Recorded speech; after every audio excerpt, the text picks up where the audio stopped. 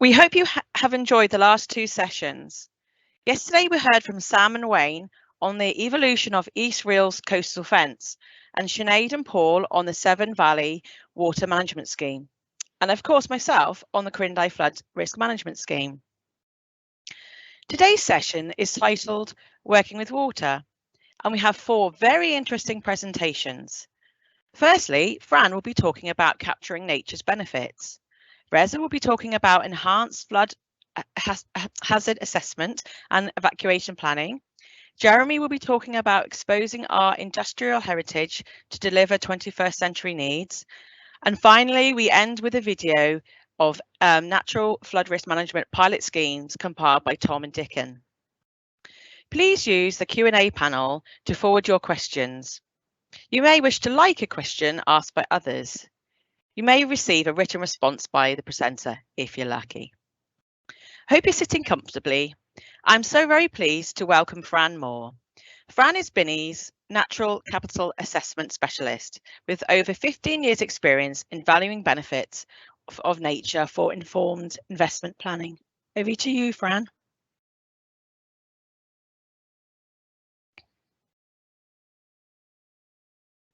Sorry, Fran, you're on mute.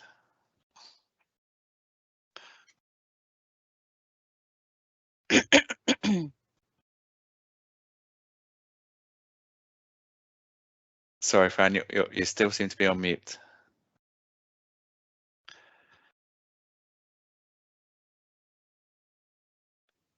There, that's better, isn't it?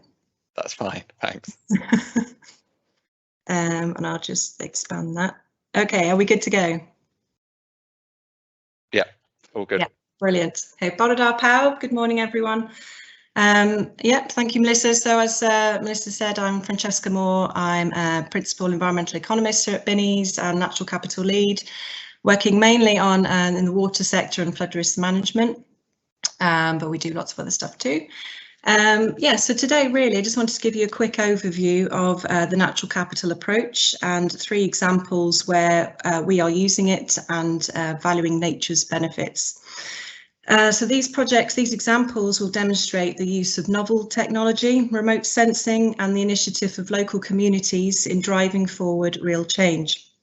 And then lastly, I will reflect on the benefits and pitfalls of the approach as well. So we all depend on nature for what it provides to us, cleaning our water, our air, helping to protect us from flooding, maintaining a comfortable climate and space to exercise and think. Yet we rarely value these services when deciding where and how to build our infrastructure, and also in making our day-to-day choices as consumers and people in our households. So now is the time to value nature. It's not so much its innate value, so we all know that is priceless, but to value the benefits, the services that nature gives us. So in this way, we also appreciate the potential services that we are currently losing out on. So precisely because we have not been valuing them.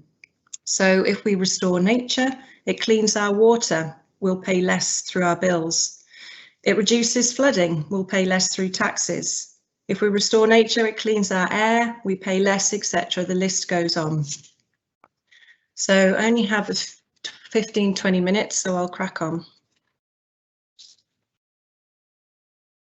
So very briefly, the natural capital approach, what is it? So it's about looking at nature through the lens of what does it give us? How does it help us? What do we depend on it for? It's about looking at the landscape around us, not just in terms of woodlands, fields, oh, there's a nice river, but appreciating it in terms of that woodland is cleaning our air, it's holding back water, it's locking in carbon.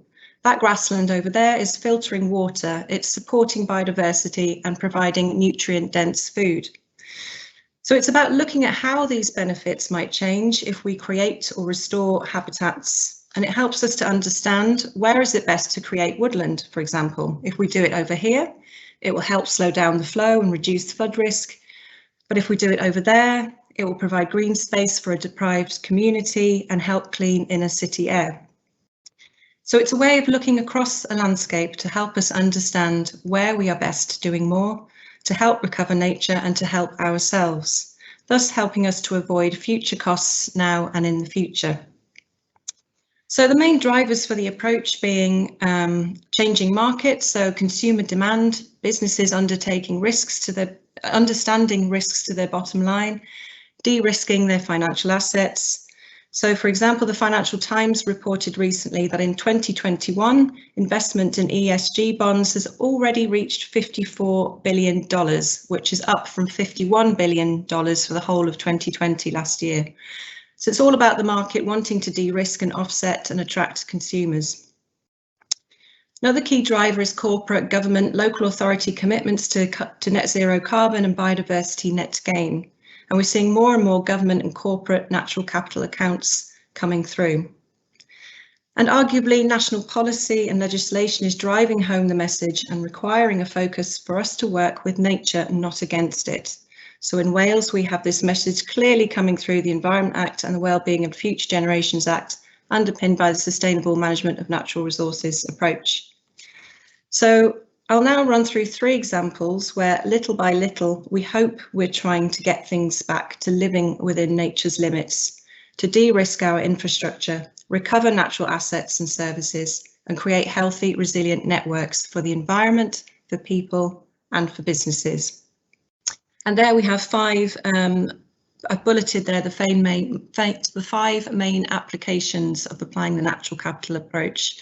So through design options appraisal, through building the case for funding and investment and economic case, attracting that funding and investment, modelling nature recovery opportunities across catchments, so that's part of understanding where best to do what, and corporate accounting as well. So example number 1 being Chester Wetlands and the Green Link. So the purpose here of incorporating the natural capital approach was really around valuing nature as part of the investment case. So quantifying the benefits to open up sources of funding to restore nature in an area adjacent to the Countess of Chester Hospital and a nearby deprived area. So working with landscape designers, the natural capital approach helped to shape the design from the beginning. It helped to identify the potential to create a total nature recovery area of 76 hectares, linking the super trees in the centre of Chester, travelling north past the hospital through to Chester Zoo. The project was driven forward by local residents and councillors who saw the area's potential as a green lung for the city, delivering health and well-being, water quality, biodiversity and storing carbon. And we quantified these benefits as shown, and this supported a successful funding bid, and we've now started the detailed design stage. And natural capital appraisal will continue to run through the project to help secure investment, namely for carbon, BNG and others too. I should say it's not always about attaching a monetary value. Sometimes it's simply a case of looking at the services provided by different habitats, how they fare under different design options, using scoring and radar diagrams, for example. And there are appraisal tools now which are freely available, such as the recently published Nature tool. But I would say if decisions are being made ultimately via the economic case, the cost benefit analysis, and you want to attract funding, then valuation really is the way to go. And in our experience, the numbers really do hit home with people. Project number 2, example number 2. So we use this approach as well to quantify and value the benefits of restoring 630 hectares this time of floodplain in Burton-upon-Trent for the Environment Agency. So this project is about transforming the area into a natural oasis, unlocking its potential environmental, economic and social value, and specifically addressing the area's ongoing challenges around flood risk, health deprivation, water quality, as well as climate change. The project was linked to the £20 million Burton Flood Risk Management Scheme. Thus, it's helping to aid that project's and infrastructure's resilience and longevity too. The scheme's nature restoration benefits were valued at 2.66 million PVB over 40 years, which has actually attracted 2.5 million in investment, which is amazing. And consent was secured within 3 months of publishing the work, which was strongly linked to the clearly visualised and understood excuse me, benefits of the scheme, which were presented in an online interactive story map. and I'll add the link for that to the chat afterwards so you can have a play. And finally, example number 3, this is more of a strategic catchment application of the natural capital approach. So for this project, we mapped the habitats and land cover, or natural capital, for the Transforming the Trent Valley study area, so 200 square kilometres this time, again in an online interactive story map. The purpose of it was to help the public explore and understand how the landscape around them benefits them, also to attract funding to some of the projects that the Staffordshire Wildlife Trust wish to do, and also to support the Wildlife Trust in its goal of connecting and protecting 30% of our land for nature's recovery by 2030. I won't share the actual interactive version now due to broadband limits here, but as you can see, and the tabs at the top, you can explore natural capital stock, flow, value, current projects and opportunities coming up. And I'll just run through these briefly. So first of all, we have stock. So this is principally the habitat types. So you can click different habitats off and on. It's mapped to 10-metre resolution using satellite mapping. Most of the off-the-shelf products you can get are around 20-metre resolution. So this really aided to the precision, I should say, of understanding what habitats are where and to get an accurate figure. And clicking on a polygon, on a habitat polygon, brings up the information as shown there. So quantities per hectare, per values for different habitats and different benefits.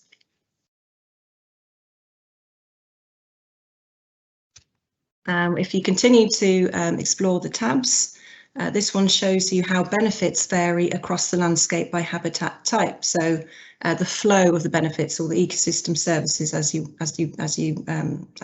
can say as well. And again, it's a 10-metre resolution. You can zoom in and out. Here we show carbon sequestration each year. And again, it's indicative as it depends on many other variables, as you all know, such as habitat maturity, soil type, location, density of planting, species types, etc. And carbon can also be shown in different ways as well. So the stock value, what's locked in, it could be the annual sequestration rates, it could be the average annual sequestration across the lifetime of the habitat, and it could be carbon dioxide equivalent. So you could cater for other greenhouse gases too. But here we are showing the annual sequestration rates, as this is the data which is more readily available and consistent across different habitat types. It also includes other layers such as physical health indicators, air quality, biodiversity, food production, water regulation, etc., which you can click on and off and explore also. Just taking on to the value tab. So this one shows the a range of value for different habitat types. And again, of course, it's a partial value, but as I've argued already, it's better than no value at all. So again, it's value in terms of the annual benefits per year. And it's clearly showing woodland and wetland as very high, farmland as low. It doesn't pick up on the nuances in farming practices yet. The data's not yet there yet. So, for example, the difference between intensive versus regenerative farming, for example, or organic.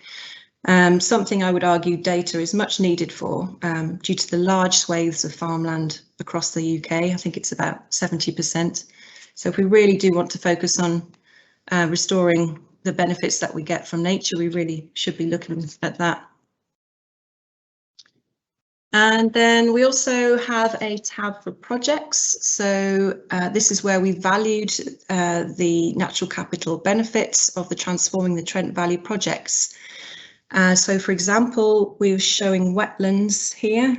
So creating 40 hectares of wetland across the sites shown on the map will provide benefits, numerous benefits, including cleaning our water, holding back water, storing carbon, and creating space for wildlife. And so over 20 years, current data allows these benefits to be valued at 0.9 million. Again, a conservative estimate, as data does not currently allow us to monetize all the benefits of creating wetlands, but again, it's better to fill some of that gap rather than none. And then also on this interactive story map, we have shown the opportunity areas. So these are projects which the Wildlife Trust are looking to do and seeking funding for. And here you can click on the different opportunity areas and it gives its carbon sequestration potential, its biodiversity net gain potential as per the DEFRA metric, both as a means to attract funding from those two sources. The nature recovery opportunities across the study area include woodland, hedgerows, grassland creation, ponds, water meadows and riparian habitats. So really looking to address the flood risk issues in the area also. And if just 10% of the area of those opportunities were to be restored, they could together sequester in the region of 10,000 to 12,000 tonnes of carbon over 50 years. And if you attach a value to that, that uplifts the natural capital value in the area by 300,000 per year. So I think that's brought me to the end of my presentation. I said I'd also reflect on some of the pros and cons of the approach as well. So the pros, obviously, it's giving nature's benefits of value, thus helping to avoid their mistreatment and steady loss going forward. And it's helping to shift our perspective so we see our utter dependence on the health and integrity of the natural world around us. And it's helping to shift investment to nature recovery and deliver all of those wonderful multiple services we all benefit from, whether directly or indirectly. The cons, well, obviously there's the additional cost of doing the appraisal, and call me biased, but yes, I'd very much say it's worth it in terms of the extra benefits you can quantify for the economic case and the resulting funds that you can draw down. So, for example, the River Thames scheme, which is a very large complex, I think it's the largest in the UK flood risk management scheme. We did a very detailed natural capital assessment to support the funding case, which had to stand up to economic scrutiny. It cost £20,000. It valued an additional 50 million for the benefits, and it drew in an additional 3 million in funding. So when you look at it in that respect, I think it's definitely worth it. Another con, I'd say the data is very indicative due to a lack of consistency, similar data sources across different habitats and across different services at the moment. And all the benefits, of course, are very context dependent and very dependent on habitat condition, the management practices at that place. And so more work is needed so that we all use meaningful, comparable indicators across different habitats, across different projects, etc. And so because values are still partial, data is still partial, there's still a bit of an inherent bias built in to the assessment in terms of what you can value against what you can't value. But again, some value is better than none. And at least if we're aware of these weaknesses, we can manage them with sensitivity analysis, scoring and qualitative appraisal. And lastly, I'd just say another con, it's all still a bit reductionist. So we're still picking apart a very complex system into separate components and trying to value them rather than looking at the benefits of the system overall. And especially being aware of these emergent properties or benefits which are greater than the sum of the parts. So I guess it's perhaps trying to bring in a systems thinking approach, and I'd argue that's probably how ecologists tend to think naturally anyway. But lastly, for me, within the economic system we have, this seems to me the only way that we can work with it and adjust it in order to aid nature recovery. So if you want to shift investment towards nature recovery, water and flood risk management benefits, we need to value it. And I'll leave it there. So thank you very much for your time and diolch am eich amser.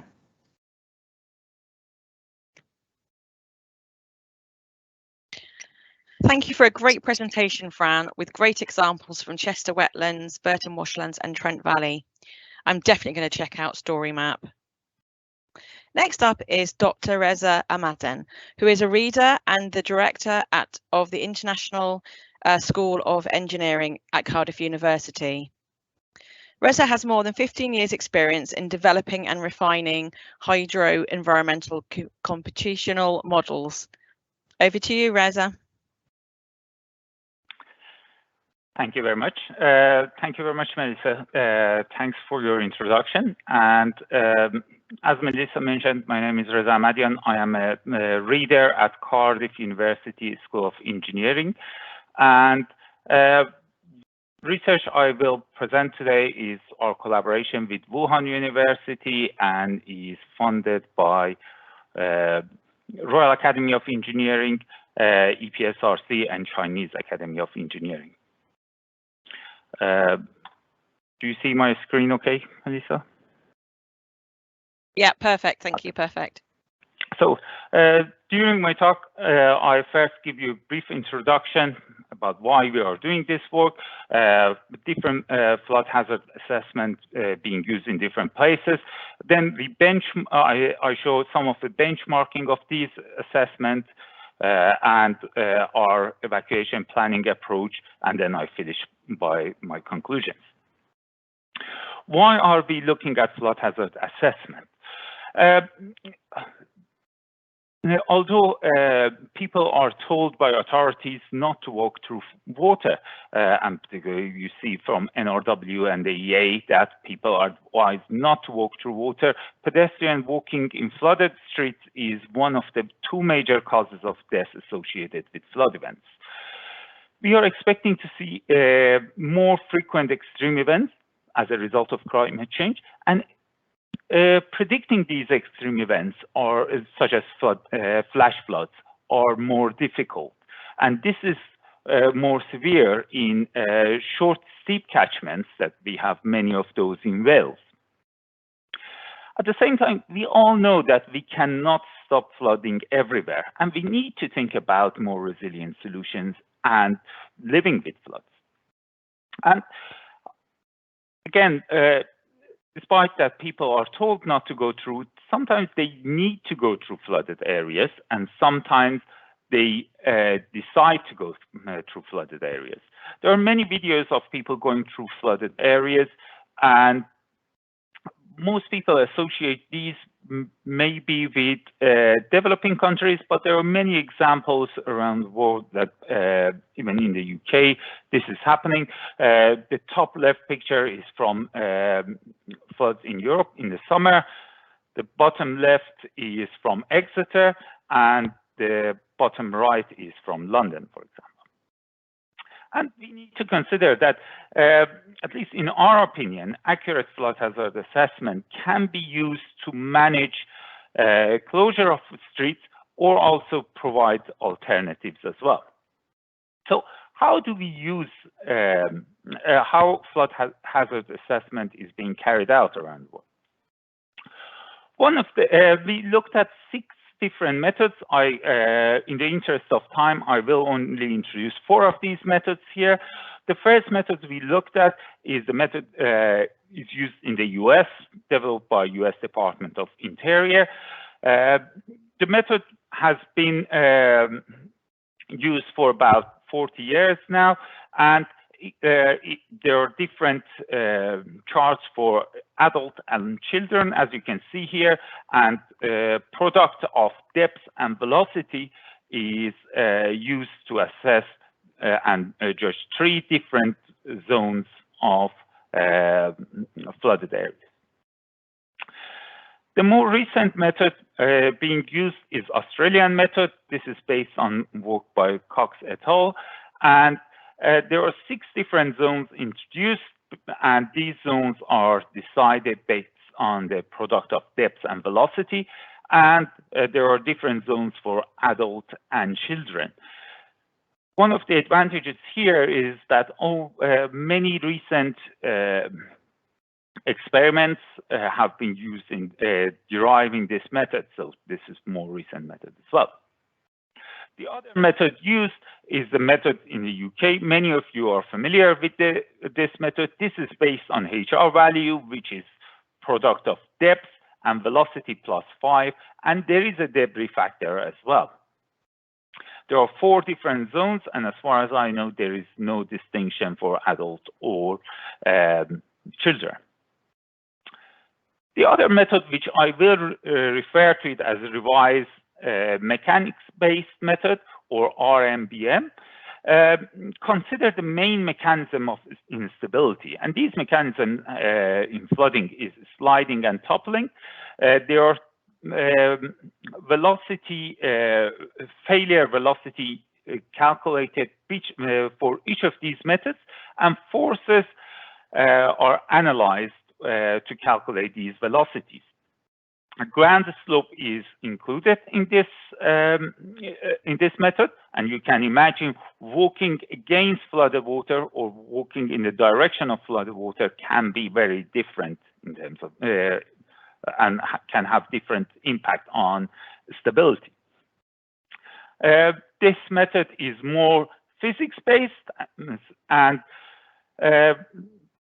the method can be tuned for different body characteristics. So if you are using it for a school, then you can set it up for children, or if you are using it for a different region, so you can set it up based on average characteristics of people in that region. We use different case studies here. I introduced the case study we had in Wales. We use Borth, which is a village in West Wales. We looked at 2012 flood, and in particular, we were interested in Caravan Park, which was flooded. You can see some of the pictures here. Use this area for our modeling, so we went beyond the area of interest as you expect, and we included two major rivers that are flowing to the area. We use our in-house DIVAS model. It solves shallow water equations, and it uses McCormack scheme. Sorry for the equation, but I thought that you will be disappointed if, as an academic, I don't show a couple of equations here. It is using total variation diminishing, or TVD, for shock capturing. And I need to emphasize that shock capturing is very important here, because shock is generally in flooding is associated by steep catchments and or steep trains, and many different methods are used to compensate for instabilities caused by shock or steep areas. And one of those methods are correcting the momentum correction factor, or beta, or increasing roughness. And you may get smooth results, but your results in terms of inundation area will not be accurate. And at the same time, because we are using the product of depth and velocity, then your velocity will be incorrect as well. I don't go into details of that, but we have done research for years on highlighting why shock capturing is important. I emphasize TVD is not the only shock capturing method, but shock capturing is very important in these cases. We looked at the results, we couldn't find validation data, but we used as much validation data that was possible. And this area here was not flooded when we used other methods, that shock capturing method. And fortunately, we could capture the flooding in this area when we used shock capturing. Our colleagues looked at different data which was available, or different observations at different points, and again look at the comparison of different methods, and we were happy, fairly happy with the results we were getting from the shock capturing model. Then we moved on and we looked at this assessed by different methods. So in the next few slides that I compare these results, the top figures show a revised mechanics-based method, and the bottom part is using different methods we use. We took two snapshots. There is no particular reason that we chose these times, but we chose the two snapshots, one at 420 minutes after the start of the event, and one at 720 minutes after the start of the event. So one 12 hours and one about 7 hours after the start of the event. First comparison was between revised mechanics-based model and UK assessment method. And what we saw here that UK method was underestimating the flood hazard in majority of the area, and revised mechanic-based model was giving us a higher larger area with extreme conditions. US-based method was giving us a larger area comparing to the UK method, but still underestimating the area which was considered as extreme and significant. So UK-based method was also underestimating the values. The same picture was observed for Australian methods, and the other methods we used was Spanish method and empirical method. Again, Spanish method was also underestimating the area. And this is interesting to see that the methods we use are underestimating the area which is high or extreme hazard. But one of the key points here I would like to make is that we are not criticizing these methods. These methods have been excellent methods when they have been introduced, but we have moved so much in terms of computer power, in terms of modeling capabilities. And what we are suggesting here, that it might be time to move on from a simplified approach that we used to use when we had more limited resources. And there are also further experiments available that we can use to enhance our methods. So by showing all these comparison and this benchmarking, I hope that people will start thinking that maybe we need to move on and we need to reconsider the methods that we are using for flood hazard assessment. Then we use this for evacuation planning and looking at resilient, what I call resilient solution. For evacuation planning, we used our mechanic-based model because it was useful for us to look at the mechanic, look at flood hazard, and we were interested to look at different conditions, including different groups of people. And the method that I introduced for evacuation planning can be used for access route planning by emergency services as well. So we use this method to identify safe points, and at the same time, it can be used for classification of roads, which will be used for evacuation planning. So we use both, and we also use Boscastle as our case studies here. The main reason we use these cases because of the simplicity of those. So we chose those as simple cases to start with because we thought that it's more straightforward.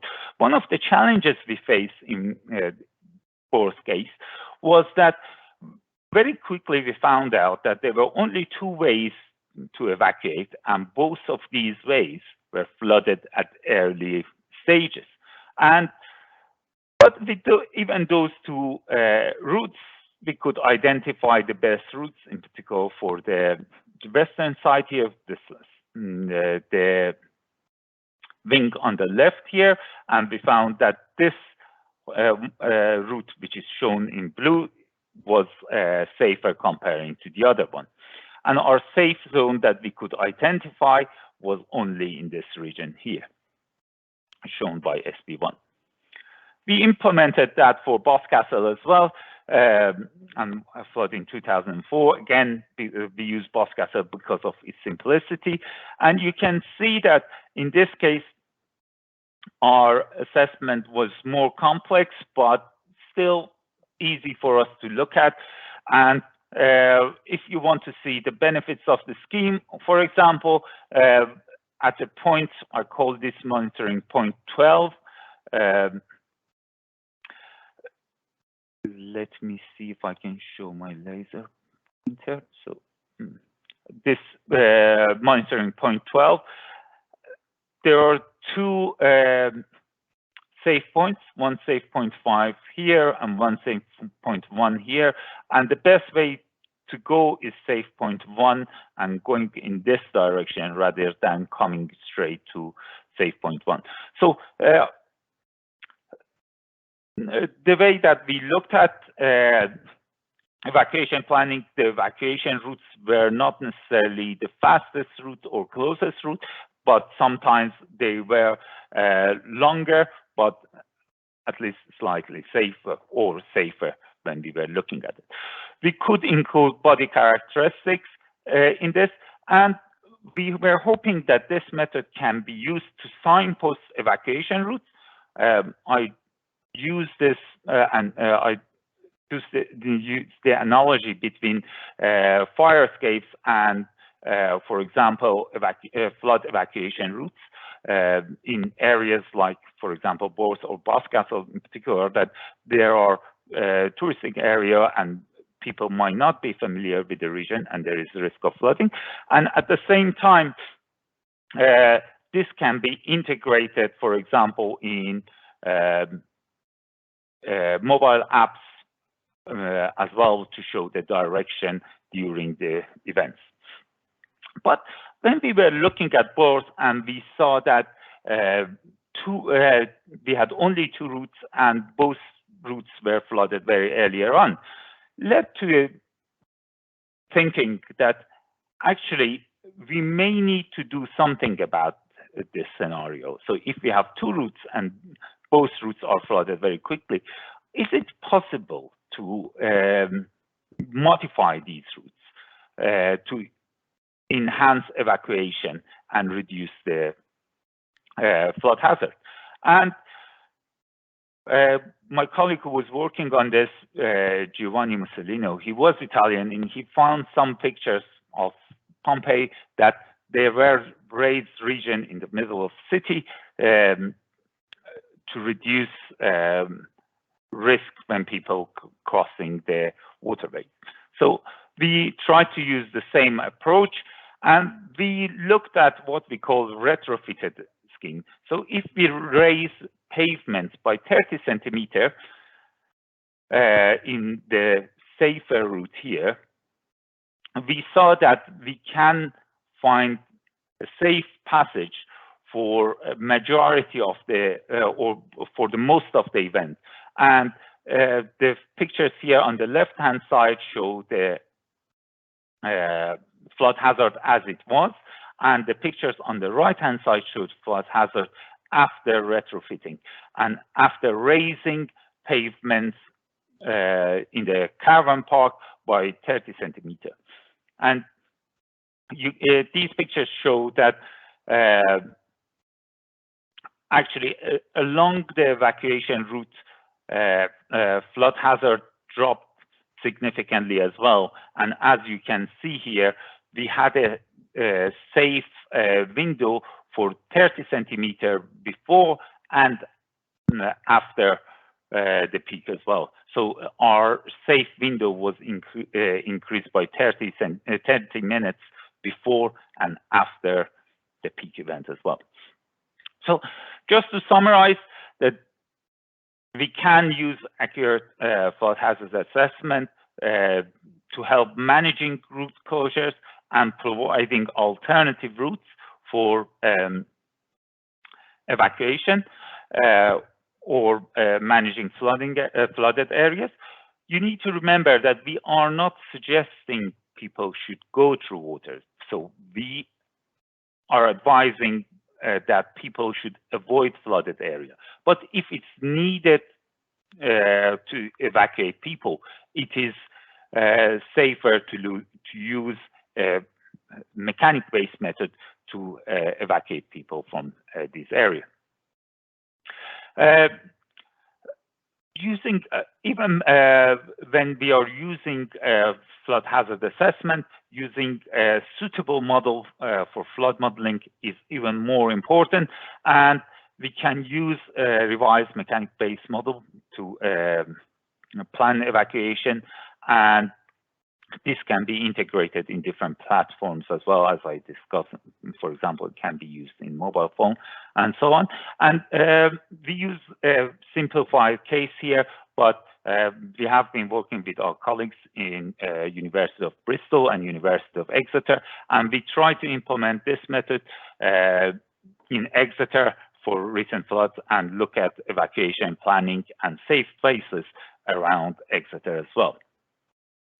At the same time, a revised mechanic-based model can be used for retrofitting access to different infrastructure in urban areas as well, and it can help us to identify safer passages to critical infrastructure in the urban area.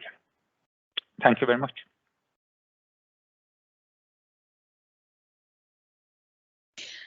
Thanks so much for your interesting talk. I found it very educational, and I'm really glad you didn't go into too much detail on the equations, or you would have really lost me. Okay, next, may I welcome Jeremy Jones. Jeremy has over 40 years experience in the water industry and is a well-known figure in the field of stormwater management. In the last 10 years, he has held a number of responsible positions and is currently advising several water companies, associated industry, and the government on the approach needed for stormwater management in the future. Over to you, Jeremy. Thanks, Melissa. Good morning, everyone. Thanks for tuning in. As Melissa said, my name is Jeremy Jones and I'm a Technical Director for Atkins. Today I'm going to be talking about a project that I've been leading on, and that's for the daylighting for the Cardiff Dock Feeder Canal. I have a portfolio of around 40 years experience, and much of it has been water centric, and for the last 25 years I've had significant involvement in SEDS and stormwater management. I'm going to take you through the history of the area, apply some context, and then briefly outline the design, which I hope you find interesting. So firstly, the history. Well, as you know, Cardiff is the capital city of Wales, home to Welsh Government, as well as Wales' key commercial and cultural institutions. Our site is situated here within the heart of the city centre. For those of you who know Cardiff, it's the bottom end of Queen Street, near the Cardiff Queen Street station. Built upon the banks of the River Taff and the shores of the Bristol Channel, Cardiff is a historic place with thousands of years of occupation as a key strategic location. This map is from 1610 and shows an approximate location of our site, which was formerly on the edges of the city wall. Cardiff remained as a relatively small town for hundreds of years. In 1794, the Glamorganshire Canal was opened between Cardiff and Merthyr. This enabled valuable commodities such as iron ore, coal, and limestone to be shipped from the valleys to the seaport in Cardiff, where it was then transported around the world. For nearly 50 years, the canal was unchallenged as the main transport link between the towns. That was until the 19th century, until Lord John Crichton Stewart, the second Marquess of Bute, decided to use his vast family fortune and his ownership of large parts of Cardiff to commission Cardiff's first masonry dock to meet the large demand for cargo vessels. Bute's vision quickly paid off. By the 1930s, the dock allowed Cardiff to become the foremost exporter of iron, shipping almost half of British overseas iron exports. In 1859, a secondary dock opened. Bute East Dock which resulted in coal supplanting iron as the industrial foundation of South Wales, with Cardiff becoming the world's largest exporter of coal in the world. However, in order for these docks to maintain a reliable level of water, it was vital that a dock feeder was constructed. In December 1834, prior to the construction of the first boot dock, construction was started on the dock feeder canal. The canal was designed to take water from the Taff, shown to the left, via Blackweir, past the castle, around the eastern side of the city, and to the dock at the bottom right of the image. As the city of Cardiff prospered during the 19th and early 20th century, the dock feeder became increasingly surrounded by more and more development. So the development area is shown in red, and the bottom area of the Taff and the docks, as they were then, is on the right of the screen. So the dock feeder remained largely exposed for many years, and this is how it looked in the 30s. And then, following the Second World War, the dock became increasingly covered up. And in 1949, a stretch of the canal, which previously split Edward and Pembroke Terrace, was covered up with a cast concrete culvert, which was then covered with one large road, which was then renamed as Churchill Way. And this is how it looks now.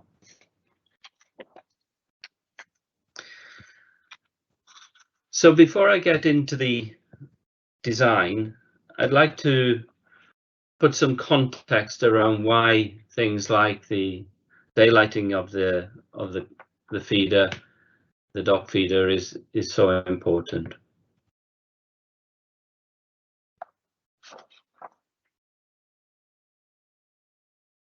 These topics are clearly some of the most fundamental issues facing us today. Barely a day goes by without one of these being on the news. I'm going to talk briefly a little bit about Wales and indeed Cardiff, and in particular how we're helping to combat them. Global warming, as we know, is on the rise. This is especially felt in urban areas due to the urban heat island effect, where temperatures can be as much as 4 degrees higher than surrounding rural areas. Implementation of green and blue infrastructure, such as planting trees, opening up bodies of water, and creating rain gardens, can help mitigate these effects. Another climate change impact is the risk of flooding and rainwater management, which is of course a particular concern for Cardiff. Like most parts of the world, we've suffered from extreme cases of flash flooding during recent years.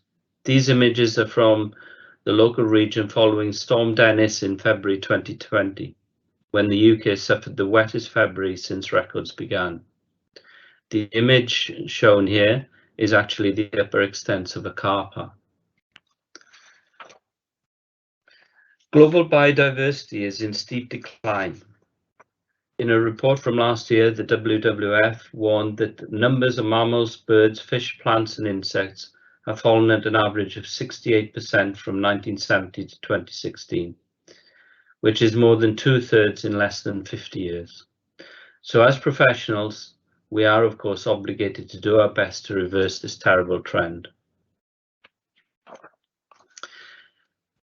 The COVID crisis has recently brought home to us just how important access to green space is to our mental and physical well-being.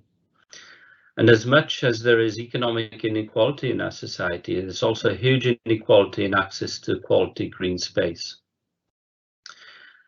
Despite land being a premium in urban areas, there seems to be an upward trend in appreciation for these issues. A recent report commissioned by the National Trust demonstrated how a capital investment of £5.5 billion in a series of green space interventions could deliver £200 billion return in physical health and well-being benefits.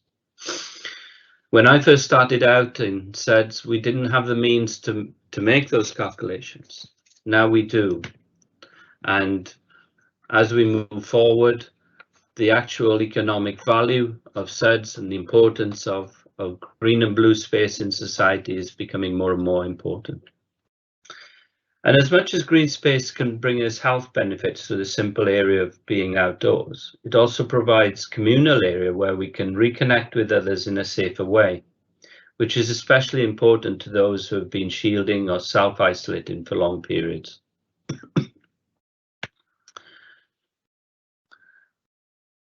So we've been forced to look at things a little bit differently, and COVID has been part of that re-examination of our relationship with urban spaces. As we've moved more to home shopping and things like that, we are faced with the question, what might make people want to come to this place?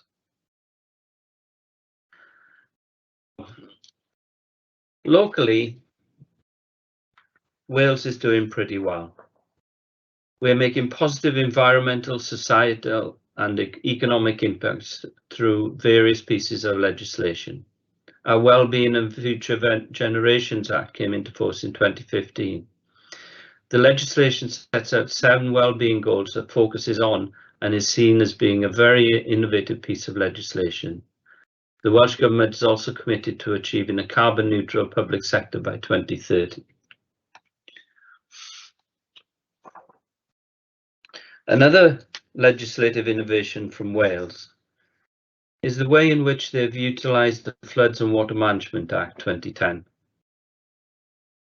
I was involved in this act back in the early 2000s in the noughties, and the act affects both England and Wales, and Schedule 3 of the act gave local authorities the power to create SEDS approving bodies, or SAB for short.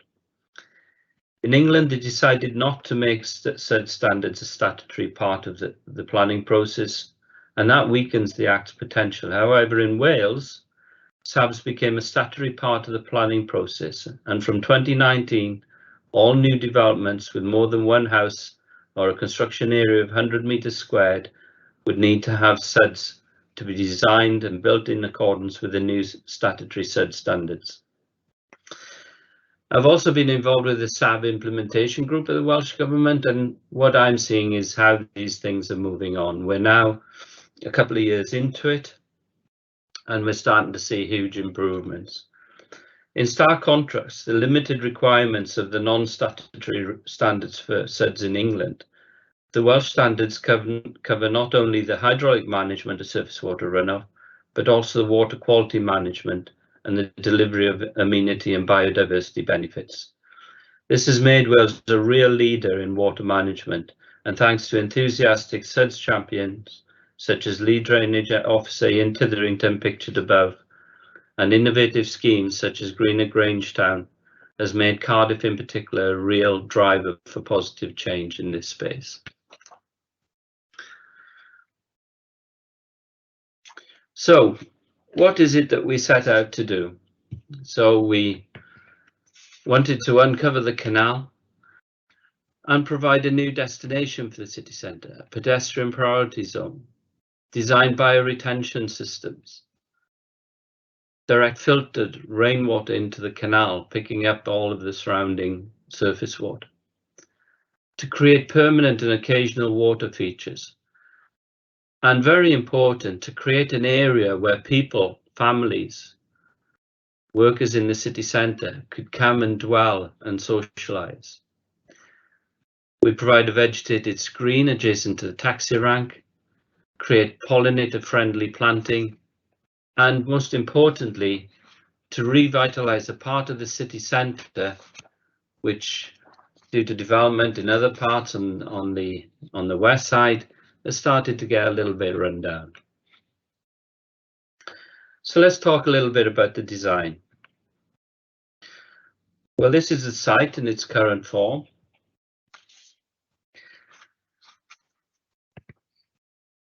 The element within the current space are the 3 existing trees on the left, The overly generous road area, as well as the line of HVM bollards at the northern end, that's on the left of the screen, with 2 of those being retractable to allow emergency vehicle access. The canal is situated here within the space, with the western wall of the culvert lining up with the central median of the existing road. There are also a network of utilities, mostly concentrated on the eastern side, that's at the top of the screen, as well as a large Victorian sewer, and that's on the west bottom of the screen. The current footway is largely concentrated towards the road where surface water is currently collected in traditional gully pots. So with these constraints in mind, this gives us about 65 meters of uncovered canal to work with. As you can see on the right of the image, we have to create a new taxi rank to compensate for the loss of the existing one to the north, as well as maintaining access to and from Queen Street.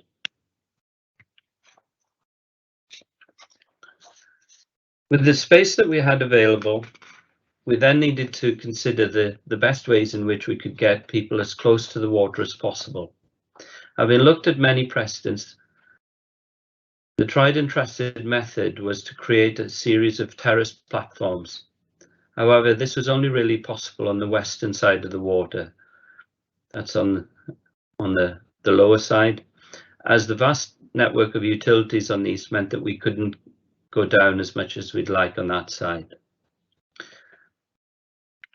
With all of these constraints in mind, we came up with an approach that allowed us to make a series of terrace platforms. This provided a good level of accessible routes up, down, and across the canal route, with 2 footbridges and a cantilevered terrace on the western side to provide an extra level of space for people to enjoy the area. We also introduced a cantilevered stage on the eastern side.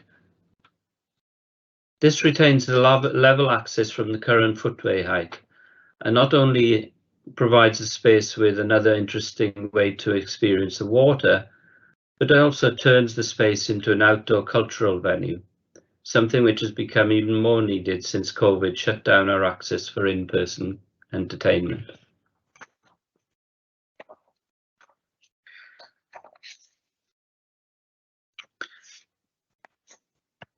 So with the terraced areas established, this gives us our structure for green.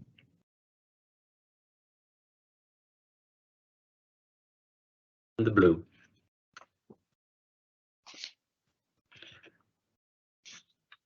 This is what it looks like.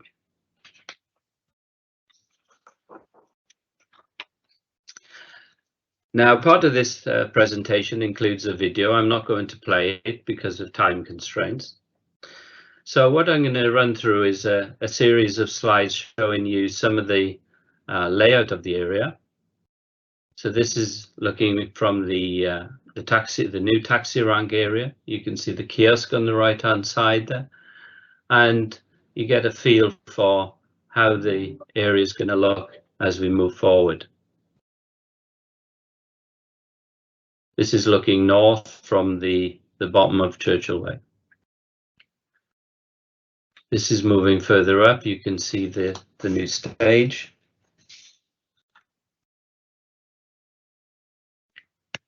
And the idea being a place to dwell, and this is at the northern end. You can see the connection into Queen Street there.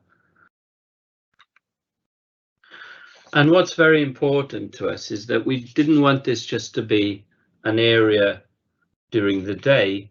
We wanted it to be used at all times of day, so into the evening as well, an area where people could come, and as the lighting changes, so the atmosphere of the area would change. So we have a vision of it being predominantly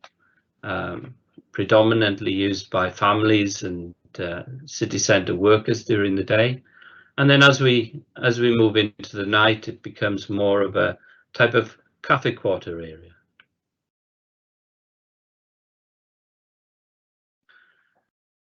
Now this is a slide that shows you the water management through these different areas. I'm not going to go through all of this because this is available on the slides, but it shows you what's actually happening underground in the terraces and how it actually feeds into the canal. So you can look at this at your leisure.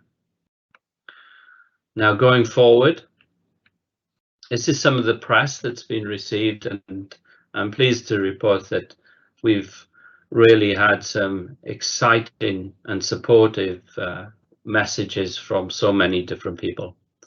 It's really viewed in a positive sense. And as we move forward, this is courtesy of the urbanists and from Cardiff Council. What you see at the top that's the area that I've been speaking about, but there are already plans to increase this further down Churchill Way. Now the second phase 2 of the canal quarter, the bus routes actually go through that, but as you can see, we can still develop new areas on the right hand side or the eastern side of that, whilst still allowing vehicle access around it, and moving forward all the way down towards the Motor Point Arena.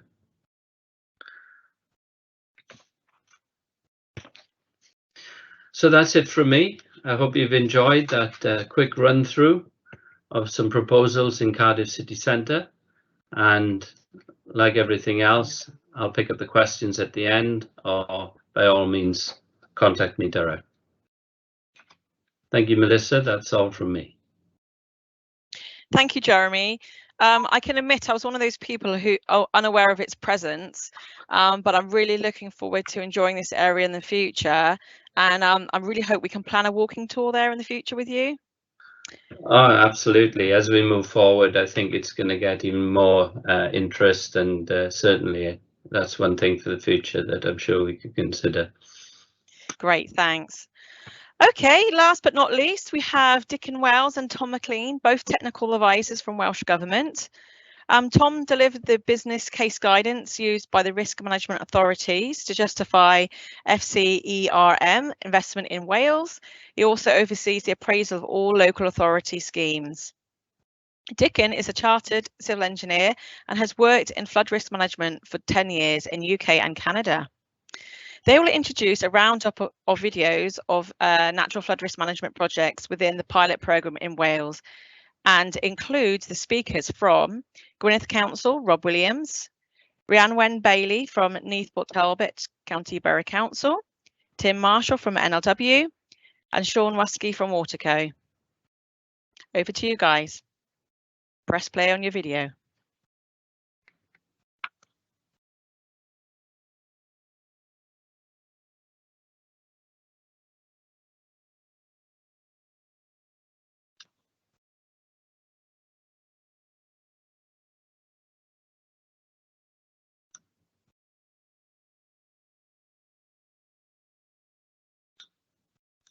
Just bear with us while we try and get the video working.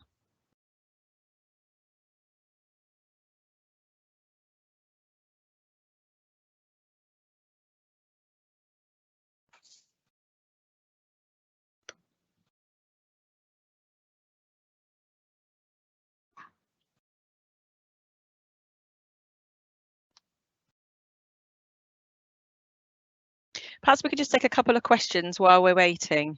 I've seen that Fran has been very busy writing some of the answers to the questions. There was one more question that I think we were going to discuss at the end, and the question's from Eva. She would like to hear more about the example where you mentioned about the natural capital valuation attracted the additional 2.5 million in funding. Yeah, so I've shared the link. That's the Burton Washlands one. So you can, it's a lovely story map, the whole narrative, and you can explore it and understand more. I'm scratching my brain to think where the funding came from. I think it was the LEP, and it just strengthened the case for LA funding. I'm sorry, I'm not up to speed on who the actual funders were thinking back, but yeah, so basically the additional funding was linked to the additional benefits quantified. Okay, great, that's fine. Thank you for answering that question. We'll go back to the Welsh Government video now. Apparently it's working. Okay, thank you everybody.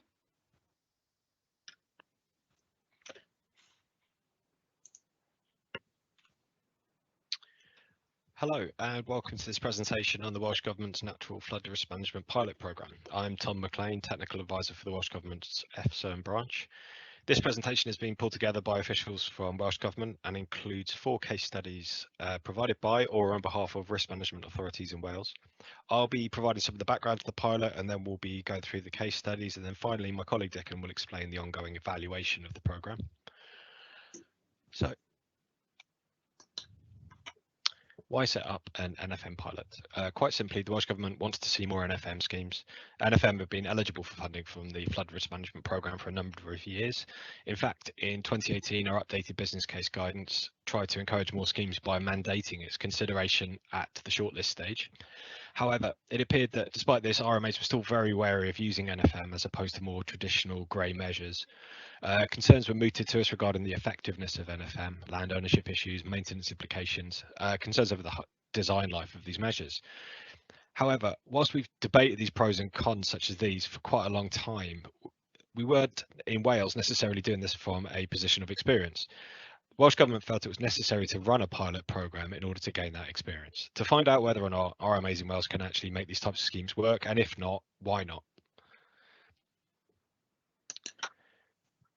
So the programme was announced in April 2020 by the then Minister for Environment and Rural Affairs, Leslie Griffiths. It's 100% funded by Welsh Government, no contributions required from RMAs.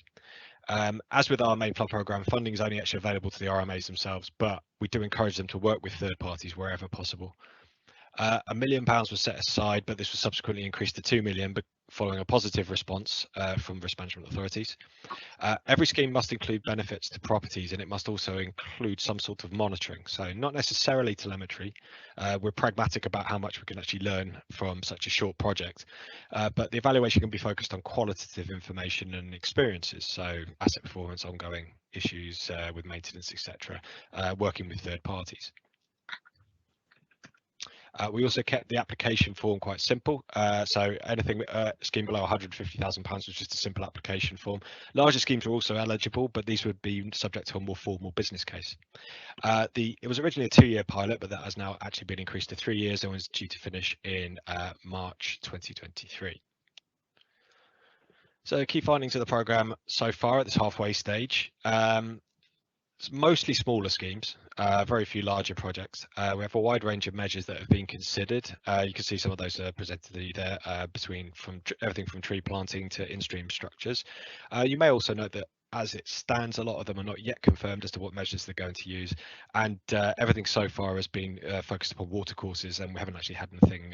We've never received any applications for work on coastal issues. So with that, I'll hand you over to the first of our 4 presentations, which is the Onion catchment in Gwynedd.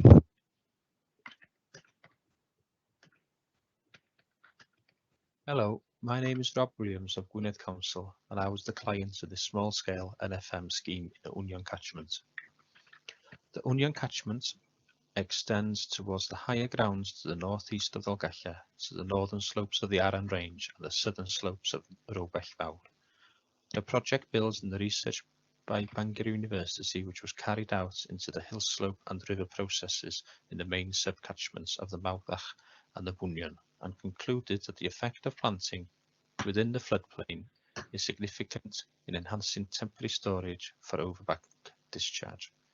The study also concluded that stabilisation of riverbanks by planting minimises erosion of gravels, which otherwise accumulates downstream, reducing the effectiveness of flood defences. Natural flood risk management works best when a catchment-based approach is taken, where a plan is developed to manage the flow of water along the length of the river catchment. This way, natural processes can be used upstream to complement engineered flood defences downstream in populated areas. All works will be completed by early spring 2022, with most of the planting already done so as to spread the load and the demand on the local nurseries. Most in-river works were carried out in the summer of 2021, with the remaining planting taking place early next year. Ponds created to slow the flow while also providing additional habitat. Boulders placed to reduce the runoff speed, bank stabilisation works and to prevent the excessive erosion and increased sediment loading.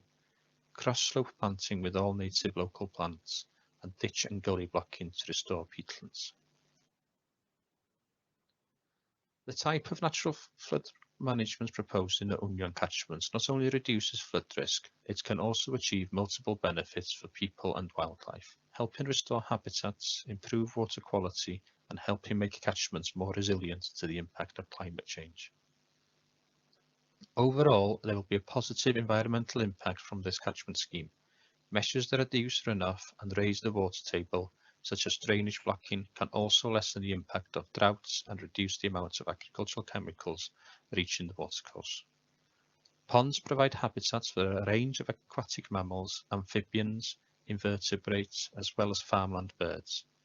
These measures work as a cluster of features working as a network through the landscape.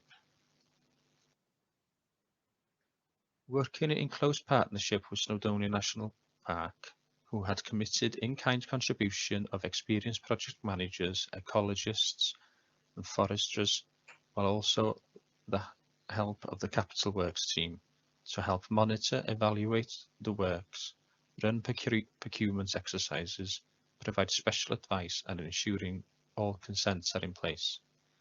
This was essential in delivering of the scheme, and the National Park have been working with the landowners in this catchment for many years.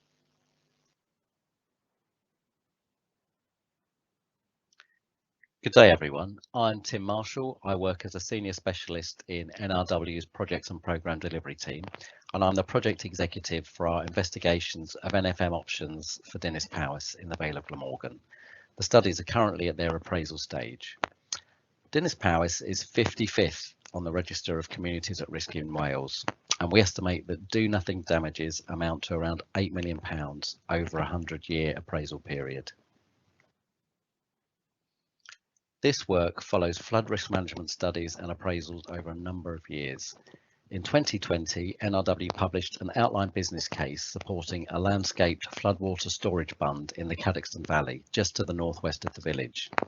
This option faced significant public opposition because of perceived impacts on the local ancient woodland environment and the amenity value of the area. But that same public consultation indicated majority support for measures including natural flood management. And in October last year, NRW successfully applied to the Welsh Government for NFM grant funding of £119,000. Whilst NFM has many positives, you can see from the graph that it has limited potential in managing flood risk. Less than 2 months after the grant was approved, the residents of Dinas Powys suffered a serious flood event. 100 properties flooded internally across Dinas Powys, as well as gardens and outbuildings. A terrible experience for the community, and at a project level, it meant pausing to support the recovery with the assistance of the National Flood Forum, and to a great extent, it reframed the project, especially in terms of the awareness and engagement of the community regarding flood risk. Now we're 5 months into our work with our framework partners, ARUP, to undertake the NFM investigations. The slide shows the types of solutions that are emerging from ARUP's feasibility assessment tool based on the landscape, flow paths and expected efficacy.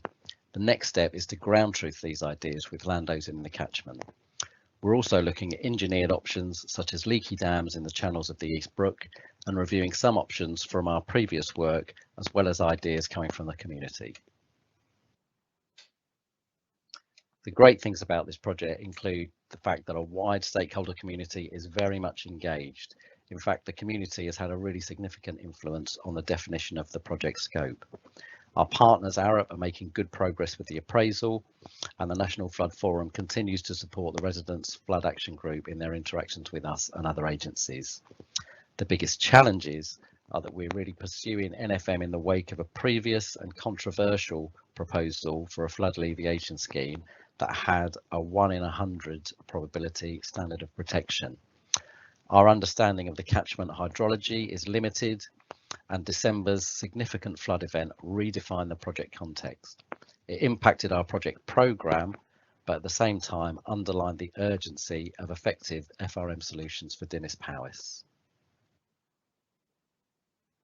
Thank you very much for your attention.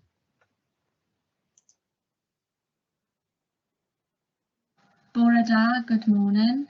I'm Rhiannon Bailey and I'm the Assistant Drainage Officer here at Neath Mahavar Council. Over the last year, I've been taking forward the NFM scheme here at Neath in South Wales. As you can see in the timeline at the bottom of this slide, in August and September 2020, we initially investigated what area we would take forward to implement NFM. Neath Town Centre has historically been flooded as a result of the 3 critical culverts located downstream at Neath Town Centre, as it has exceeded its capacity and overtopping. The 3 critical culverts tend to block up as a result of debris being transported downstream and blocking the culverts during a high rainfall event. Previously in 2019, the Knoll Avenue culvert, better known as the Interceptor, overtopped, flooding roads and inundating gardens and a number of other properties. More recently, on the night of the 4th of October, the Interceptor again overtopped due to the long period of heavy rainfall over the course of the night. The initial investigation looking at the 3 catchment areas commenced in August and September 2020. Initial investigations of the area was taking into account the areas that are prone to flooding and that has historic flooding issues. As you can see on this slide, we have gone for 2 different sites to implement NFM. Site 1 being the Prifysgol Caerdydd, which is located at the Knoll Country Park, and Site 2 is located at Brynnau Westfield, which is within the Woodland Trust owned land. At Site 1, we will be putting in place some leaky barriers and woody deflectors. This is an attempt to store the water during high rainfall event and to divert the water in one area to create a wetland.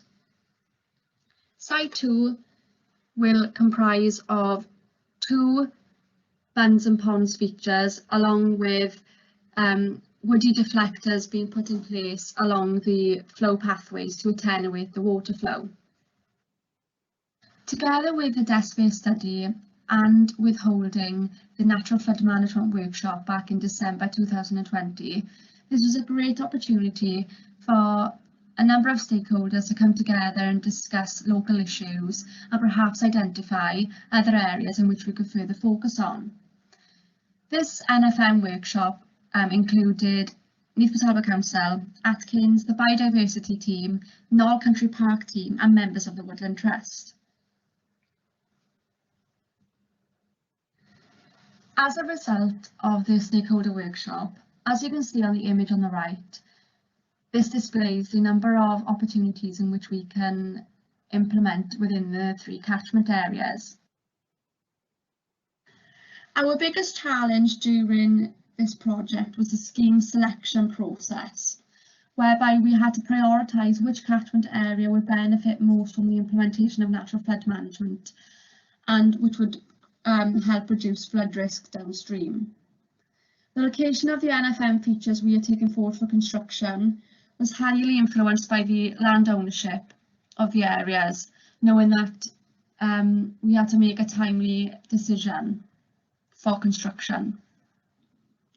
Our second challenge was the monitoring and the maintenance of the natural flood management features we will be putting in place. The Prifysgol Caerdydd is located within the Knoll Country Park, and the second site at Brunei Westfield is located within the Woodland Trust owned land, whereby we've already made arrangements for further monitoring and maintenance to be undertaken going forward. The next steps for the NFM scheme is to continue the works at Site 1, Prifysgol, and also to carry out the pre-construction and post-construction monitoring at both sites. Diolch am wrando heddiw. Thank you for listening today.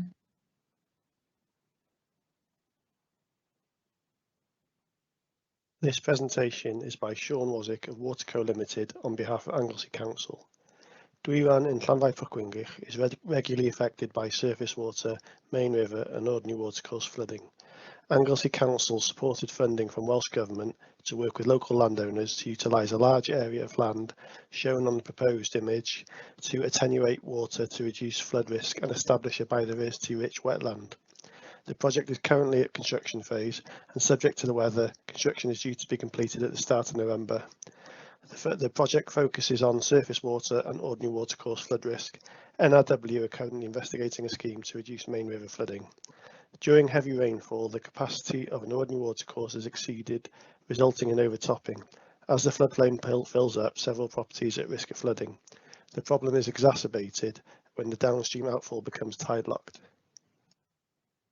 A parcel of grassland in the heart of the village is owned by a landowner who is frequently affected by flooding, having suffered internal flooding on at least 2 occasions since 2015.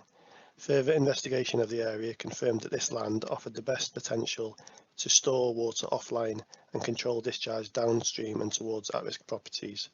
A design was prepared to utilise on-site clay to form a storage bund on his land, extending to neighbouring landowners, including a former primary school owned by Anglesey Council. The clay is taken from 4 borrow pits on the site, with the borrow pits becoming online wetland ponds. The clay core is protected from the elements by using on-site topsoil, with almost all materials being used from the site. Discharge from the storage area will be controlled by an actuated penstock. The project acts as one of the pilots for the national NFM programme. We feel that the project offers multiple direct and indirect benefits. We are installing a weather station and water monitoring equipment to try to quantify the benefits over a 3-year period. We are also working with Glyndŵr University, who will be installing an innovative low power velocity sensor.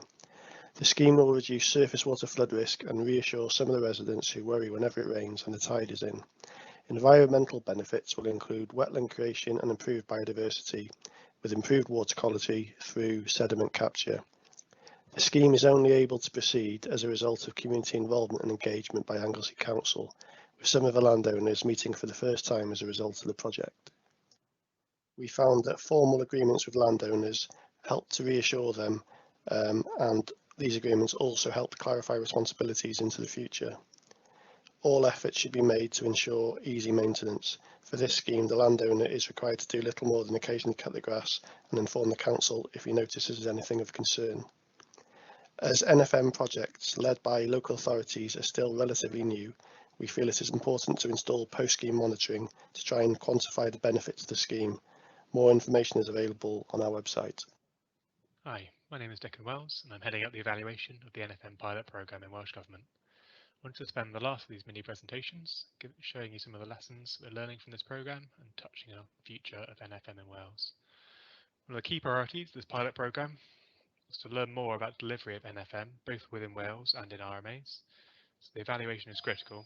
Despite only being halfway through, this programme has provided some excellent opportunities for feedback and learning.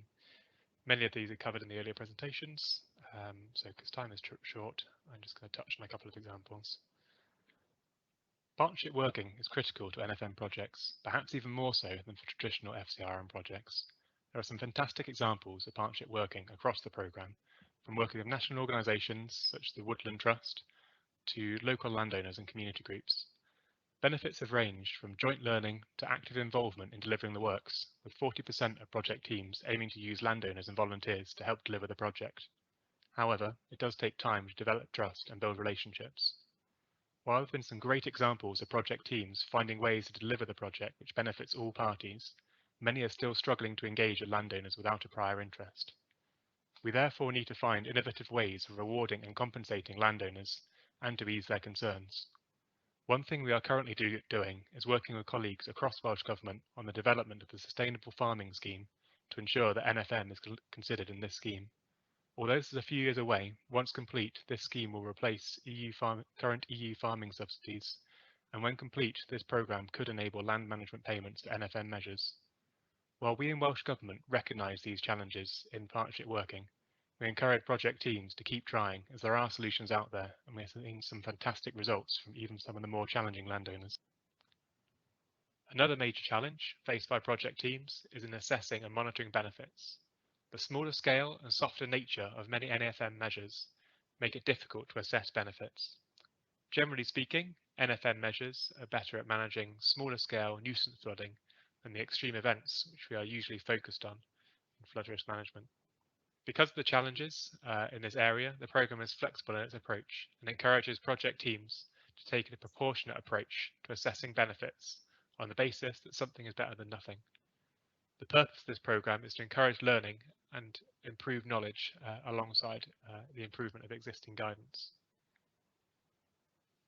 As you can see here, our project teams have employed a wide range of techniques for both assessing and monitoring benefits, from more traditional approaches, such as hydraulic modelling, to softer approaches, such as post-event inspection using cameras and anecdotal evidence. We are also keen that wider benefits are captured and reported through this programme. NFM remains a big priority in Wales. Our recent programme for government commitment is to deliver nature-based flood management in all major river catchments. As you can see from the opportunities map on the right, 2017, there are still plenty of opportunities out there. Through this pilot programme and other similar learning across the UK, we are currently exploring the best way of meeting this target.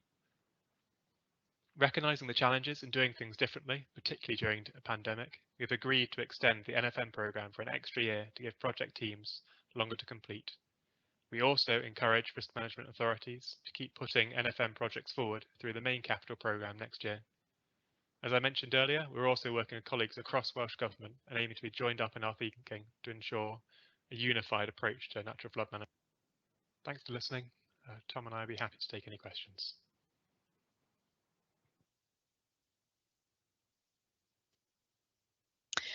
Thank you, guys, and thank you so much for all the presenters in that collaboration on the video. It was really interesting to see some of the progress being made, and I look forward to hearing more in the future.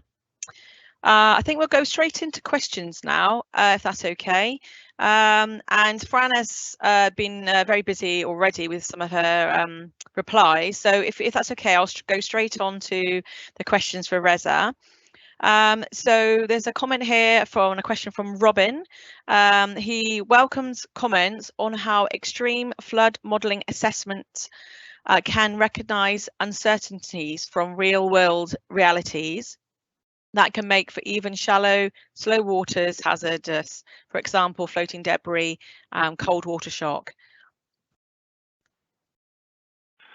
Thank you very much. Can you hear me, Melissa?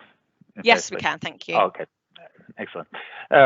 Thank you very much. These are all valid points, and there are also other valid points as well. In our study, for example, we didn't consider human behavior element, and again, that's a very important point of about flood hazard assessment and evacuation planning. But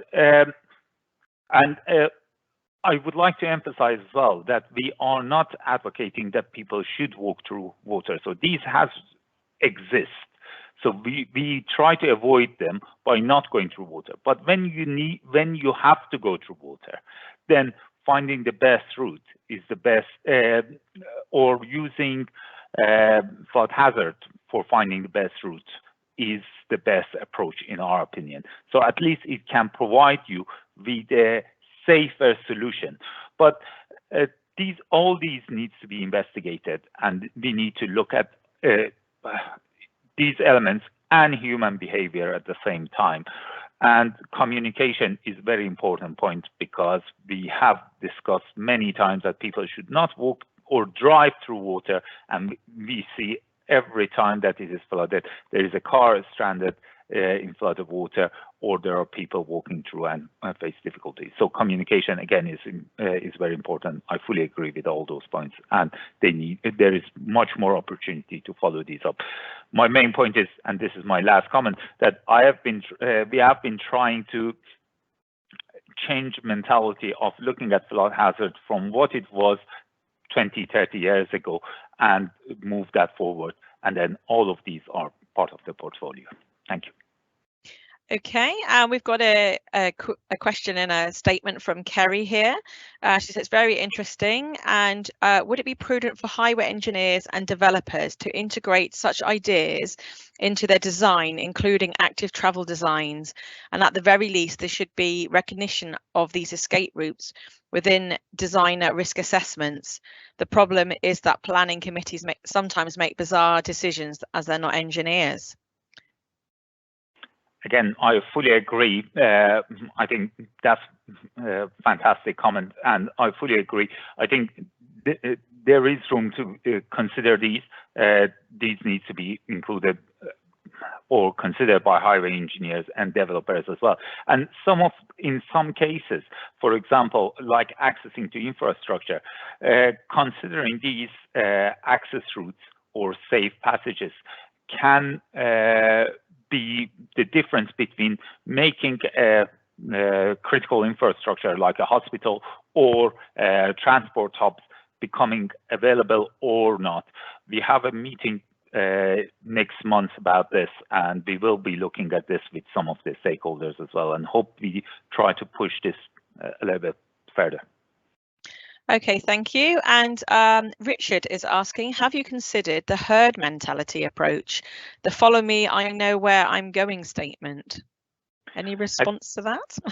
Again, that's excellent comment, and that's a very valid point. There are research in how humans behave during crisis and during flooding, and that's a very valid point.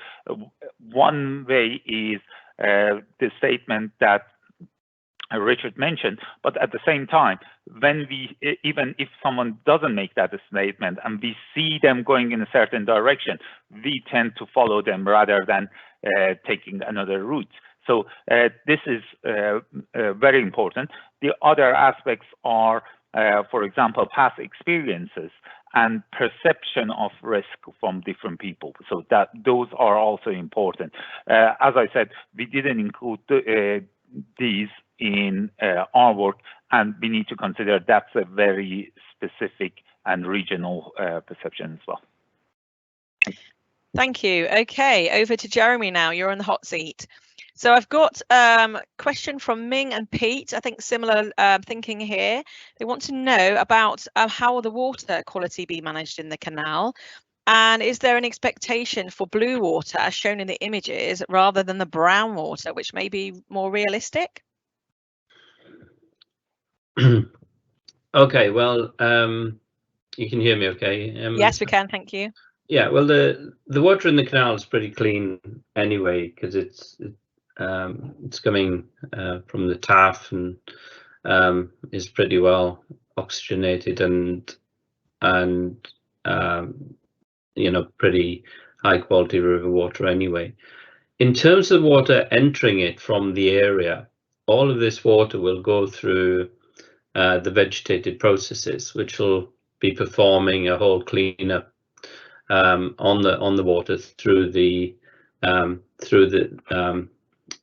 green vegetation. So that's the main source of the water quality. As regards brown water, I'm not sure what they mean by that. There's no brown water as such entering into it. So hopefully that answers the question. Okay, that's fine, Jeremy. Well, we'll go on to the next question, if you may.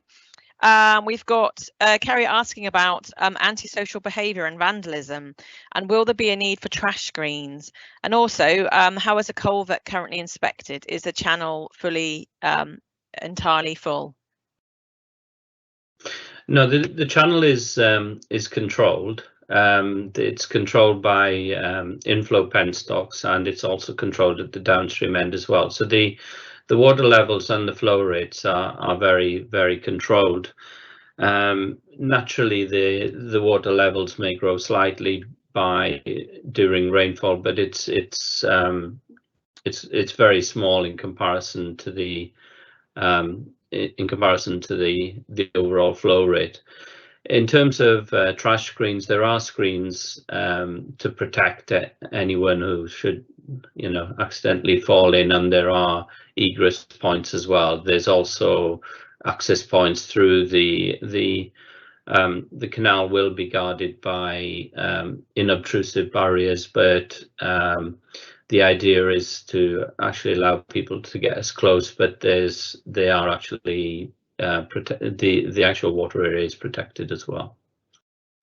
And what about the question about antisocial behaviour and vandalism? Because I faced that on my previous project. So have you considered that in your project? Well, antisocial behaviour, I mean, the first thing is on safety. If there is any antisocial behaviour, and we have to ensure that the safety of the people who might be causing it is protected. But anything within the city centre has the potential for vandalism. The way in which the structures are designed in the kiosks, they are intended to be areas which can be closed up, and so that there would really not be anything viewable during those times. But in all honesty, it's no different to any other area of the city centre which has to undertake similar requirements to avoid those circumstances. Okay, nice easy question now. Please can you outline how the scheme is being funded? Well, the funding is principally through Cardiff City Council, but because of the multidisciplinary nature of it, its sources have a number of different areas. I mean, one of the really nice things that I've enjoyed about this project is that at any meeting you may have a dozen or so different disciplines, so it's truly multidisciplinary, but it also is multifunctional as well. So by the fact that you have things like performing arts and things like this, it has a reference to a number of different budgets. But one budget in particular is, of course, Cardiff City Council. Okay, thank you. And last question, would the canal have some additional stormwater mitigation capacity by daylighting it? Yes, that's true. I mean, obviously it's not only accepting flow from the TAF, but it will accept flow from the surrounding area. So we're actually taking out of all of that water from the other existing assets in the area. So that's increasing potential capacity in those areas, in those assets as well. Okay, thank you. Okay, over to Tom and Dickon now. I've got a couple of questions for you guys. Pete is commenting and said Pete is working on a large scheme and is coming up against familiar opposition that natural flood risk management is not suitable for large flood events. What can be done to break this view and incorporate NFM at all scales?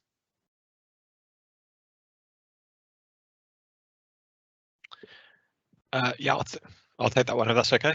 Yeah, great. Thanks, Melissa. Yeah.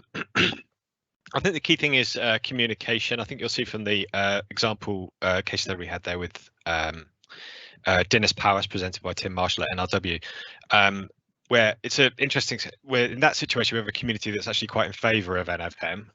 Prior to the flood, that was their preferred option for the scheme. But I think, like evidence suggests, that it is the case that NFM is not necessarily going to be that helpful with these much larger events. So the Welsh Government therefore proposes is more than happy to accept a hybrid option wherever proposed. So we would like to see that's why the business case requires risk management authorities to consider NFM all the way up to the shortlisting stage of their business case preparations. It's because we'd like, if in the future, I think the idealised situation is to to go for NFM wherever it is possible, but also where possible to use it in combination with more sort of traditional grey methods. So, and much more hybrid schemes. And that's the sort of thing that we're keen to encourage. To date, we've not seen quite so many being brought forward, but hence the reason for this pilot program, where we're making it easier for RMAs to sort of get their hands dirty and actually get in there themselves and implement some schemes and learn some lessons and find out what works and what doesn't. Okay, thank you very much. And another question, in the new FMFP, are the climate change allowance percentages different for each catchment, or will it be the same across all river basins? Yeah, so my understanding, this is actually probably a question for the NRW flood mapping team, so I'd suggest maybe contacting them separately to confirm, but our climate change guidance is gives allowances by river basin catchments, and so yes, it does differ according to where the basin in question, and so yes, that's my understanding, is that the map should reflect that. Okay, great. So thanks everybody for answering those questions. There are a couple that are published, but we won't be able to answer directly now because I think they're specifically for Sean, and Sean's not presenting at the moment, so we can't ask him those. So I suggest if maybe contact Sean directly. I'm sure he'd be okay with that. So I'm going to wrap up now. So well, thanks for everybody speaking today. I think we've had a fantastic session this morning, and I think you would all agree that the conference has been a great success over the last 3 days. It's been so great to hear what's been happening in Wales and beyond. I really hope next year we can meet face to face, as it's always an opportunity to have a catch up. I need to say a few more thanks. Special thanks to George Baker for running the IT during the conference. Actually quite a challenge, so thanks, George. And also thanks so much for the steering group for their engagement and input. That's Keith Jones, George Baker, James Morris, Victoria Greast, Reza Amaden, Jean-Francois Doulon, Robin Campbell, Jeremy Jones, Peter Jones, Tim O'Brien, and last but not least, Felicity White, who also does all the admin. So the event will be recorded and will be available to view in a week or so after the event on the ICE website and the CIWEM YouTube channel. Delegates will be sent a link to the online questionnaire in due course, which we would love you to gratefully fill in. And just lastly, thanks everybody, finishing 2 minutes ahead of time. Thank you all. Thank you for my CIWEM Welsh Cymru.